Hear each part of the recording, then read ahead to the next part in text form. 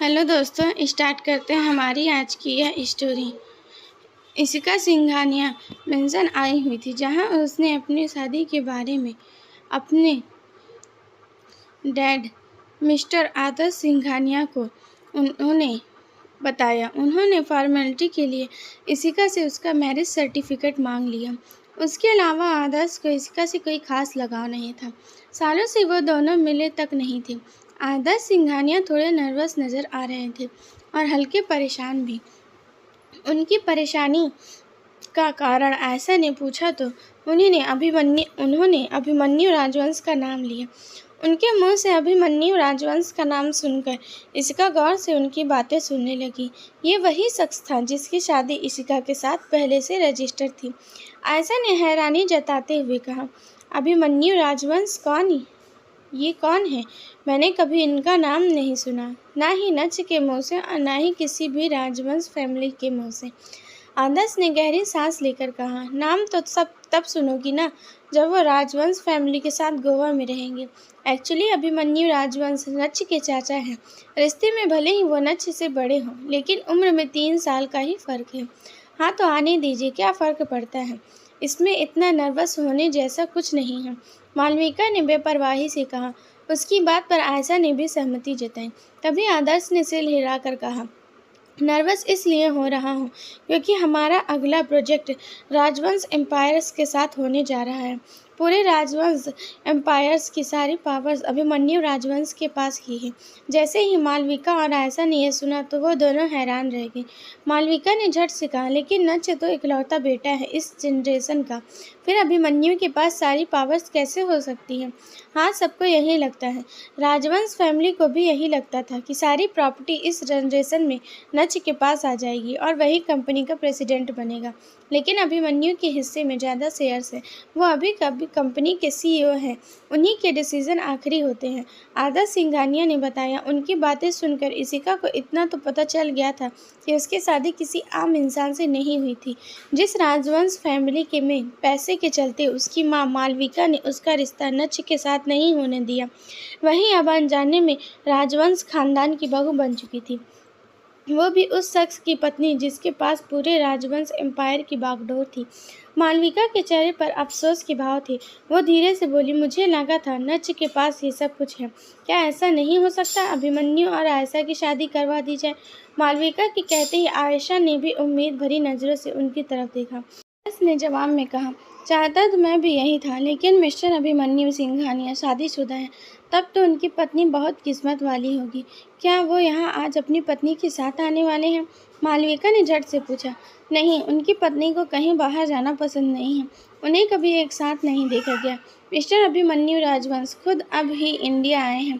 पहले वो लंदन से ही सारा बिजनेस संभाल रहे थे। तभी शायद लोगों को गलतफहमी हो गई कि राजवंश एम्पायर्स का असली मालिक नच राजवंश बनेगा।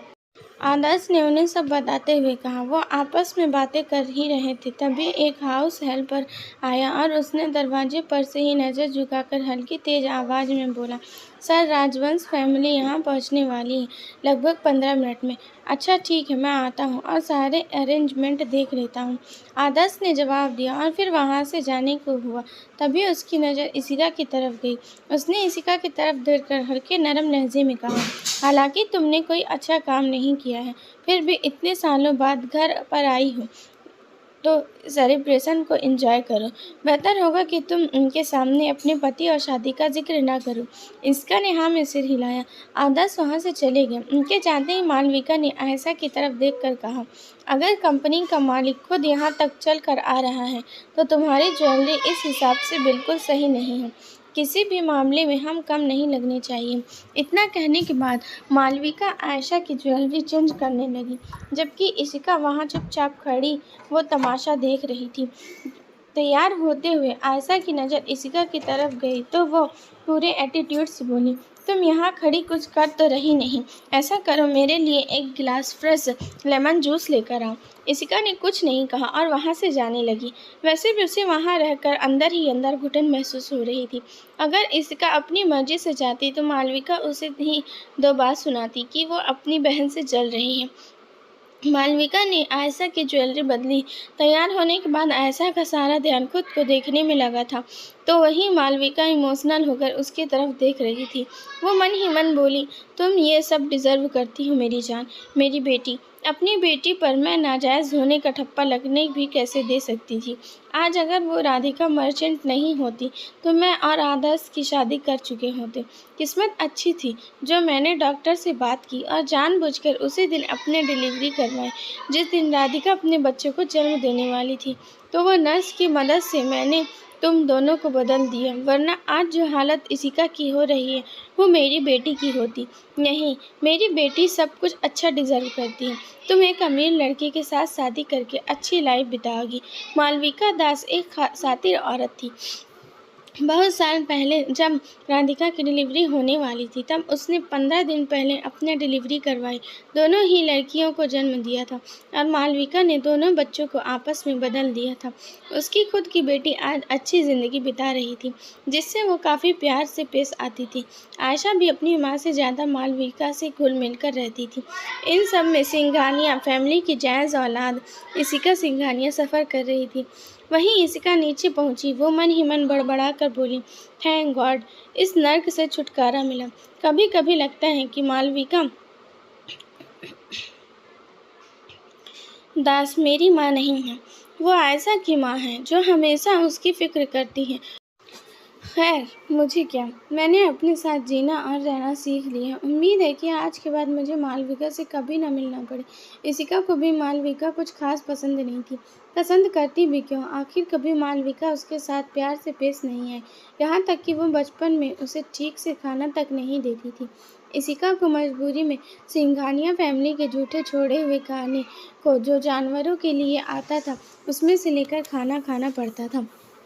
एक दिन उसे ऐसा करते हुए मिस्टर आदर्श सिंघानिया की रियल वाइफ राधिका मर्चेंट ने देख लिया था और तब से वो उसके लिए अलग से खाना भिजवाने लगी। राधिका एक अच्छी औरत थी जिसने इशिका को कभी मालविका के लिए किए की सज़ा नहीं दी। इशिका खोई हुई चल रही थी, तभी उसके कानों में किसी की खांसने की आवाज़ आई। इशिका ने जल्दी से दूसरी तरफ देखा तो वह राधिका थी, आदर्श सिंघानिया की पत्नी। एक हाउस हेल्पर राधिका को बाहर लेकर आ रहा था। उसने बेबी पिंक कलर का सिंपल ड्रेस पहना हुआ था। एक दुबली पतली खूबसूरत महिला जो बीमारी में भी अच्छी दिख रही थी। हाउस हेल्पर उसे संभालते हुए बोली, मैडम आप रहने दीजिए, आपकी तबीयत ठीक नहीं है। वो आपसे मिलने के लिए आपके कमरे में ही आ जाएंगे। नहीं, मैं ठीक हूँ, अपनी बेटी के इतने ख़ास मौके को मिस नहीं कर सकती। इतना कहकर राधिका बाहर की तरफ बढ़ने लगी जिसमें हाउस हेल्पर उसकी मदद कर रहा था। इशिका ने उन्हें देखकर हल्की सी मुस्कुराहट दी। वो धीरे से बोली, राधिका आंटी को अचानक हो क्या गया जो वो इतना बीमार हो गई?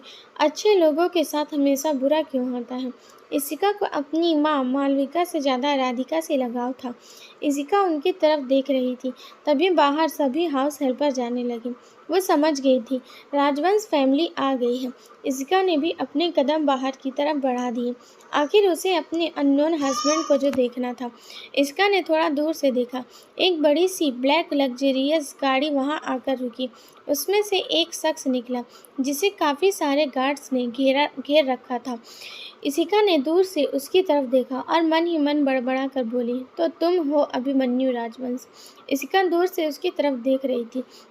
वो उस ब्लैक एंड वाइट फ़ोटो में इतना अट्रैक्टिव लग रहा था तो रियल में हैंडसम लगना ही था। लगभग 6 foot 2 inch height, perfect muscular body, गोरा रंग, गहरी काली आंखें और ब्रांडेड नेवी ब्लू सूट में वो बिल्कुल किसी प्रिंस की तरह लग रहा था। हमारी ये स्टोरी अच्छी लगी हो तो कमेंट करके ज़रूर बताएं। Thank you so much.